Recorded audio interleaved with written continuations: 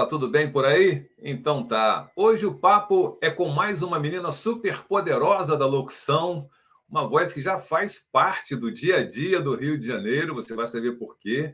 Excelente cantora, instrumentista, toca muito bem violão. Você vai conhecer um pouquinho mais dessa artista completa que está aqui no Olha Quem Está Falando. Senhoras e senhores, Zana! Zana, obrigado, viu, por aceitar o convite com tanto carinho e com tanta disposição para participar aqui do Olha Quem Está Falando. Seja bem-vinda. Obrigada a você, Fabiano. Tá tudo Valeu bem? pelo convite. Ah, que bom. Ô, Zana, eu não quero falar ainda, porque acho que as pessoas querem que elas identifiquem, né? Claro que depois não vai ter jeito, né? Dessa voz maravilhosa. Mas a sua experiência com a voz, ela vem do rádio? Como é que foi que começou você trabalhar com a voz? Eu sou cantora, né, e compositora. Eu acho que a voz ela começou a se dar nesse espaço, né, da música, do som. E aí, naturalmente, como eu cantava as músicas e os jingles que eu comecei a produzir desde muito cedo, e depois eu enveredei pelo sound branding, aí a voz foi sendo utilizada, né, assim, de outras formas e eu acabei utilizando, quer dizer, abrindo o leque, né, assim, além da música, fazer várias coisas também de voz, para locução, para, enfim, para programas de rádio e por Tem aí algum vai. histórico na sua família, assim, ou de amigos que tenha trabalhado em rádio, que você conviveu? Tem algum histórico desse, assim, na sua carreira? Não, não, minha mãe dizia que meu pai cantava bem, that's all, é a única coisa. É mesmo? E você também É. viveu há muito tempo fora do país, né, Zana?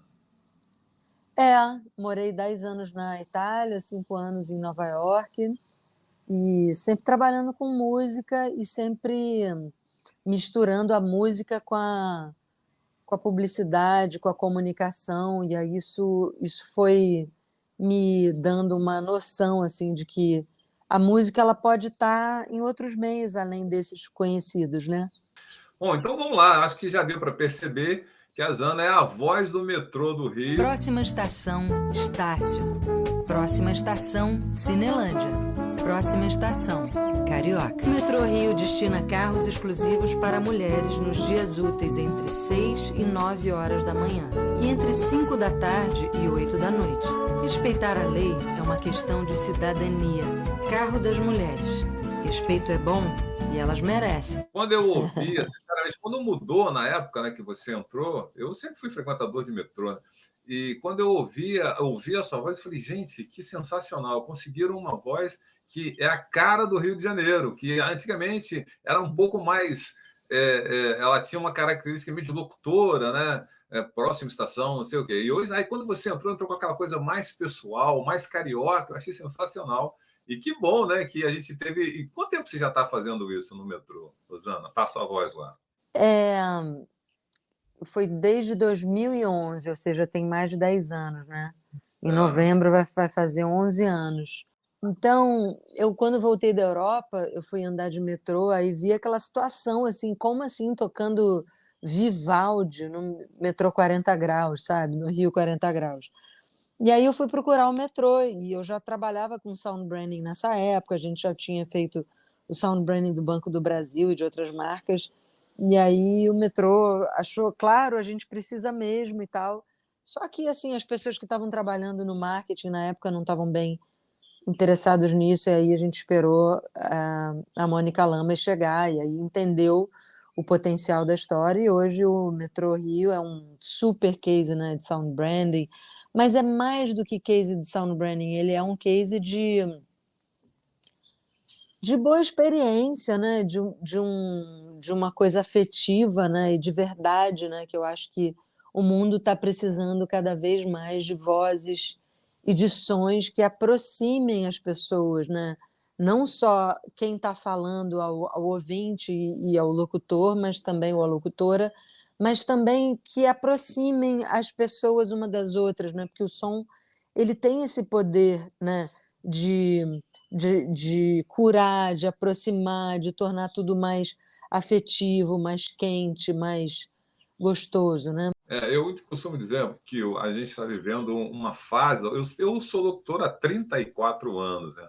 Trabalho em rádio já esse tempo todo, e se eu participei da evolução, convivi, né, com a evolução da locução, e hoje eu falo isso para as pessoas, que a gente está vivendo a fase que a voz deixou de ser importante. Aquele vozeirão, né, que antigamente no rádio tinha que ter, para você entrar no rádio, tinha que ter o vozeirão, aquela coisa da impostação, caros ouvintes, tal. Hoje não, hoje o próprio rádio, não só a locução, mas o próprio rádio, ele já exige um pouco mais dessa coisa pessoal, né, dessa liberdade de você conquistar as pessoas para aquilo que você fala e da forma como você fala, não pelo tom da sua voz, né, que se é grave demais ou é bonito demais, não tem isso. Acho que hoje a gente está vivendo um pouco disso. Mas você teve uma experiência no rádio também, não teve, Zana? Tive, mas antes de falar da experiência no rádio, eu queria comentar isso que você estava falando. E eu queria, só para acrescentar, né, eu acho que assim, mais do que o cara tentar se aproximar do outro, é ele ser ele mesmo. Porque acaba ficando muito desinteressante você ouvir um outro que é fake, né? Falando em fake, né? Péssimo tema para a gente. Enfim, a gente não quer saber de relações fakes, assim. Eu acho que o que encanta é quando a pessoa consegue ser ela mesma. E aí a gente acaba tendo contato com a individualidade e a unicidade que é uma pessoa. Somos todos muito diferentes, cada um tem um DNA, né? Então, dessa coisa incrível do que é um ser único, né? Acho que é isso que é o mais interessante. Eu falo até disso no meu livro, que se chama A Vida Sonora das Marcas. A gente fala muito sobre a voz da marca e o que significa a voz no contexto da comunicação, né? Então, é isso. E, sim, eu já tive experiência em rádio. Eu fiz um programa que se chamava Brasil com Z na Rádio MPB FM.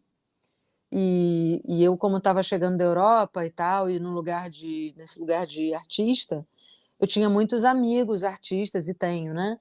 Que se relacionam com a música brasileira lá fora, e artistas daqui, enfim, que se relacionam com músicos lá fora e fazem parcerias, enfim. Então eu tocava desde Tom Jobim, tocando com Frank Sinatra, como Cibele, tocando um pop lá em Londres, mas em português, como Nina Miranda e os Smoke City. Eu mesma tinha uma banda que chamava Bossa Nostra. Então, era um programa assim. Depois a gente acabou, Quanto tempo aí eu ficou fui lá? para Quanto tempo ficou há lá? uns 2 anos, talvez. Um bom tempo. Uns 2 anos. Aí depois eu fui para Eldorado e fiz o Z do Brasil, que era mais ou menos o mesmo mote, só que um pouco mais amplo, assim. Então eu tocava muitas coisas que eu gostava e tal. E era um programa de música, de pesquisa musical. Eram programas na minha área, né? Mas você fazia a locução do programa, né? Eu não digo que eu faço locução em nada, sabe? Para ser bem honesta, Fabiano. Eu digo que eu simplesmente sou eu mesma, eu falo. Sim, eu falava. Você que apresentava o programa, pelo menos. Eu que apresentava o programa. Mas o rádio, assim, tem alguma história na sua vida, assim, na sua vida pessoal? Tipo, você, quando era mais jovem, ouvia rádio tal, eu no automóvel sempre ouvia quando eu entrava a rádio. Você teve esse contexto de ouvinte de rádio? Eu tive muito forte, eu acho que o rádio ele tem as pessoas ficam assim, quando surgiu o rádio, o cinema mudo vai acabar. Aí Ah, quando surgiu a televisão, o rádio vai acabar. Aí quando surgiu a internet, a televisão vai acabar. Nada acaba, né? As coisas vão se encontrando novos lugares. Mas eu acho que o rádio, ele, para mim, ele foi vetor e veículo da música brasileira, que eu não. Quer dizer, eu tinha algum acesso na minha casa, mas haviam rádios, tipo a rádio nacional, era bem pequenininha, e eu ficava escutando aquela rádio, era do 100 ponto alguma coisa, e tocava música mineira, tocava música, sei lá, música Gal Costa, aquela fase bonita da música brasileira do Djavan, do Ivan Lins, né, do Chico Buarque. Então, assim, para mim, o rádio era um veículo importantíssimo de cultura, enfim, e me formou, né, de alguma forma, né, se eu estou aqui fazendo o e que eu faço, é muito em função desse vetor de cultura, né, desse veículo de cultura, né. A sua música, assim, não a sua, mas a música quando entrou na sua vida, assim, você começou a tocar violão, aprender música muito jovem, ou foi um pouquinho mais tarde? É, eu já cantava desde sempre. Aí com 7 eu toquei flauta, com 10 violão, com 13 eu estava compondo e com 14 eu estava fazendo canto lírico, com 16 eu estava, com 14 eu fiz meu primeiro jingle e com 16 eu já estava na estrada com, enfim, com algum parente me acompanhando, fazendo, tocando. Sim. A música, na verdade, no Brasil, infelizmente, a gente estava conversando, tive uma reunião com alguns músicos, né, esses dias, a gente está com um projeto aí, e engraçado que a expectativa deles era sempre, todos, é a mesma. A gente acha que, por exemplo, no Brasil não funciona hoje a música instrumental como funcionou nos anos 80, por exemplo. Né? A música instrumental nos anos 80 era uma marca do Brasil, quando surgiram grandes músicos, né, instrumentista solo, né, ou grupo, né, com o próprio Cama de Gato, por exemplo, mas a galera que tocava sempre era, nos anos 80, pô, conseguia um espaço, mas agora a música instrumental no Brasil, o jazz, né, sei lá, a cultura musical, eu vou falar um pouco mais sofisticado no sentido de ser apurado para você ouvir e entender, né, o áudio, o som. Porque eu não sou contra, te confesso. Eu já trabalhei em rádio que tocou funk, em rádio que toca música instrumental, já trabalhei em rádio de música orquestrada, tal. Tudo, em algum tempo, eu passei por lá. Mas eu percebo que a gente tem um certo preconceito, né? Quando fala funk, por exemplo, eu já fiz funk, já trabalhei em rádio de funk, já fiz baile funk, já fui para o baile apresentar. Então, tudo isso tem um contexto brasileiro disso tudo, né? Acho que isso, para mim, acabou gerando, ou construindo, na verdade, um conteúdo brasileiro para todos esses ritmos. Mas hoje nós não temos, né? Hoje a música instrumental, por exemplo, no Brasil, não é uma coisa que a gente consegue ouvir em todo lugar, e ao mesmo tempo, apesar de ter músicos sensacionais, a gente não tem uma amplitude culturalmente falando para esse nicho, né, aqui no Brasil de música. Eu acho que há 2 coisas, né, que aí eu posso comentar, que é referente ao meu ponto de vista. Assim como não tem para música instrumental, não tem para música brasileira mesmo, tem menos de 1% no Spotify, eu digo música popular brasileira, né, a MPB. Então, eu tem 2 pontos, eu acho que assim como a música de Beethoven, a música clássica não acabou, e ela continua tendo o seu rolê e a sua forma de estar no mundo, eu acho que a música popular brasileira não vai acabar. Ela vai talvez se ressignificar, ela vai talvez encontrar formas atualizadas de existir. Acho que sim, eu acredito nessa possibilidade. Não acredito que a bossa nova ela se reproponha do mesmo jeito, porque a gente não tem mais um barquinho na Baía de Guanabara, sei lá, entendeu? Não é mais o mesmo contexto, o tempo é outro, né? E tem um outro aspecto que eu acho, sabe, Fabiano, que a espécie ela está o tempo inteiro se adaptando, né? A gente vive uma situação de constante mudança e eu acho importante a gente estar aberto para o que está acontecendo, porque às vezes um certo movimento musical ele pode ser o que a gente acredita que é mais bacana, de repente não é, e daqui a 200 anos a gente vai entender o que isso significou historicamente. Então, de repente, eu fico provocada nesse lugar, assim, de entender a música como né, que é a matéria que a gente está falando, como, assim como todas as outras coisas, ela está no seu processo de adaptação. Então, estaremos a ver o que vai acontecer com a música popular brasileira. Que em outros países, com certeza, tem mais. A gente ouve mais até do que aqui no Brasil, em alguns outros países, né? Rosana, Com certeza. quantos discos você já tem trabalho? Agora a gente pode falar disco, sei lá, não sei se agora.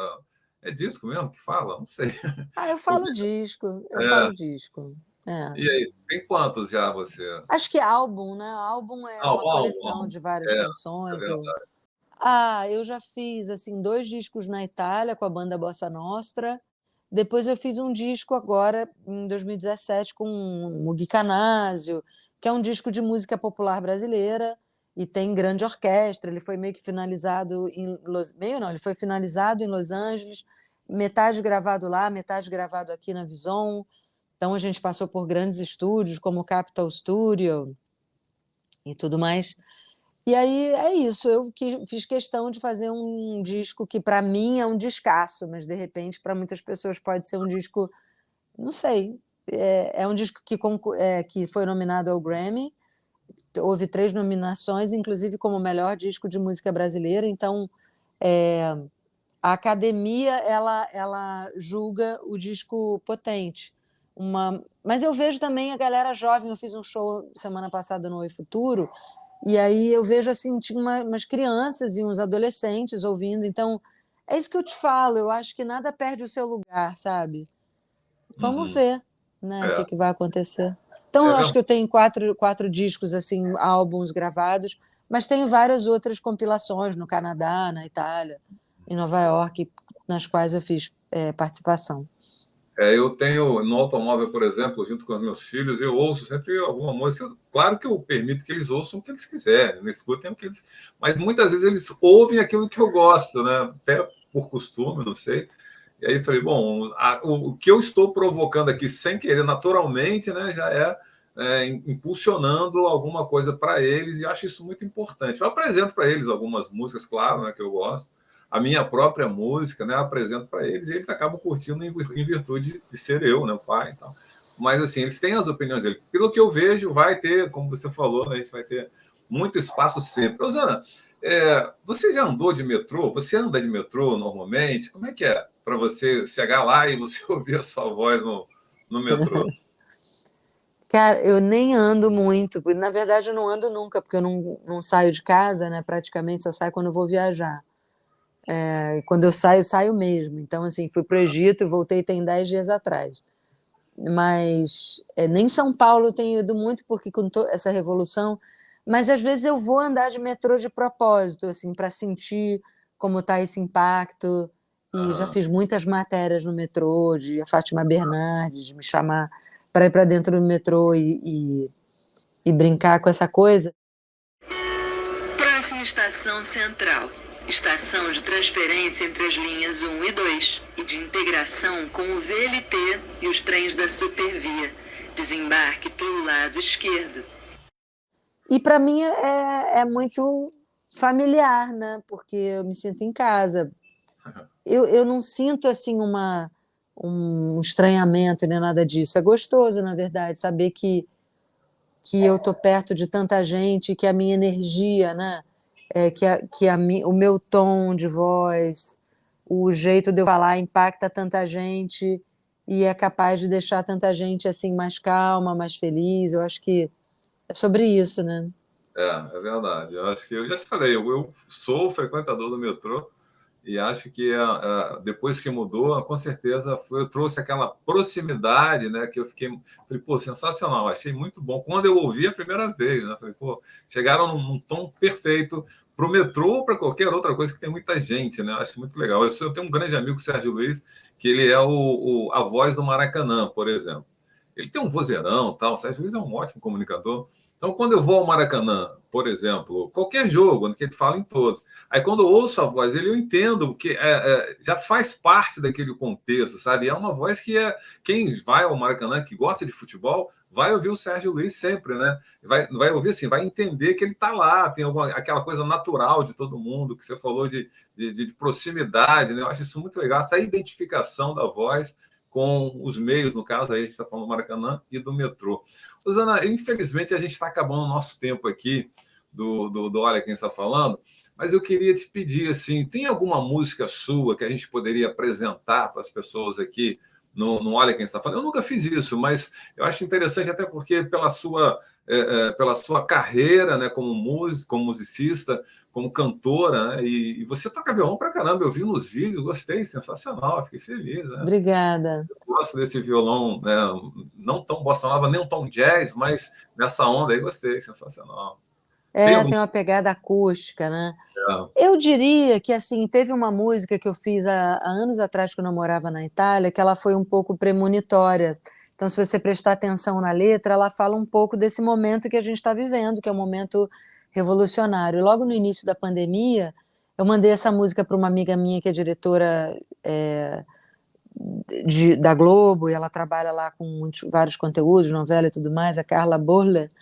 E aí ela, cara, vamos fazer, e a gente fez um videoclipe com vários takes de pessoas ouvindo essa música em casa, naquele contexto da pandemia. Então eu sugiro o videoclipe coletivo para vocês ouvirem, para você curtir. Você vai, enfim, ter a oportunidade também de ver o clipe, que é bem interessante, mostra cada um dentro do seu contexto nesse momento louco que a gente ainda está vivendo, apesar de estar mais tranquilo agora, né? Verdade. Rosana, queria agradecer imensamente, né, a sua disposição, e em todo momento você foi muito, muito receptiva, né, ao convite. Eu fiquei muito feliz, apesar de não te conhecer, né, antes. Aí eu falei, pô, como é que será que ela é, tal, e você foi muito receptiva, inclusive aqui, nessa dificuldade que a gente teve para realizar esse papo. Pô, foi legal, muito obrigado mesmo, obrigado pela sua disposição e pelo seu carinho aqui com Olha Quem Está Falando. Obrigada a você, Fabiano, estou sempre aqui, obrigada também aos ouvidos atentos e obrigada pelo convite, né, mais do que qualquer outra coisa. Maravilha. Pessoal, você acabou de ouvir, de conhecer um pouco mais. O seu nome é Sozana, a gente entende. Qualquer lugar que eu for pesquisar é Sozana, mesmo ou tem algum sobrenome? Zana. Zana. E assim, em rede social é muito Zana. Zana, com 2 N's, né? ZANNA. Por exemplo, meu Instagram é @Zanazana, com 2 N's. Maravilha. Zana, muito obrigado, viu? Pessoal, obrigada. No próximo vídeo, aliás, Olha Quem Está Falando, com grandes novidades em breve. A gente terá aqui outras, você vai conhecer ao longo dos tempos, dos dias, o pessoal da TV Max também. Vamos conhecer novidades boas aqui no Olha Quem Está Falando. Zana, obrigado. Pessoal, a gente se encontra no vídeo. Tchau, tchau. Valeu, tchau, tchau.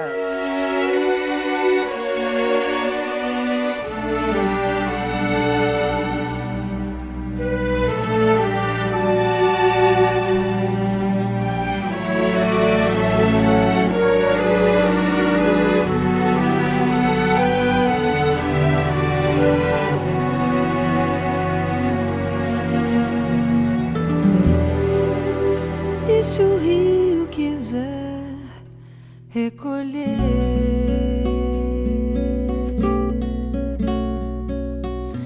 como manso, como um rastro, como sábio, como escravo. E se a gente parar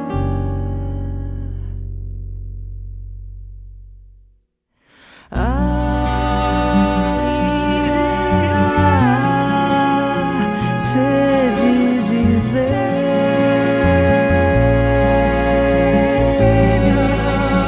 tudo acabar,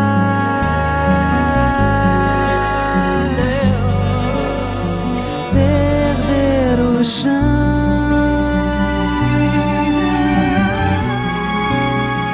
vamos ventar.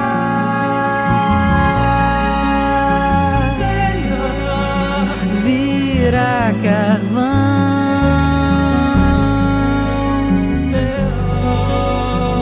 pra consumar. E se o louco nos amanhecer,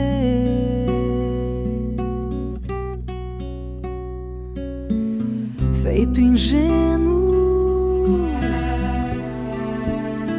feito um feito um traço, um desenho. E se a gente entender,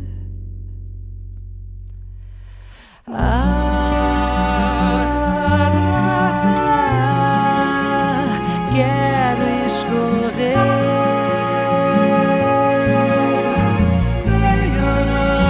virar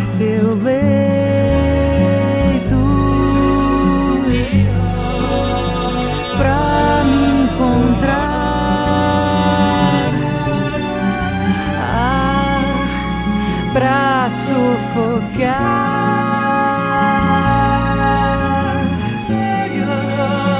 Quebro no chão.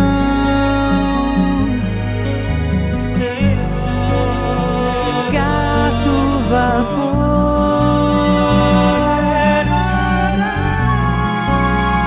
morro maior, qual mais do que o amor,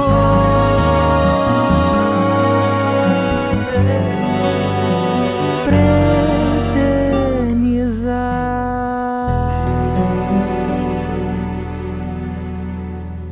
E se tudo virar explosão,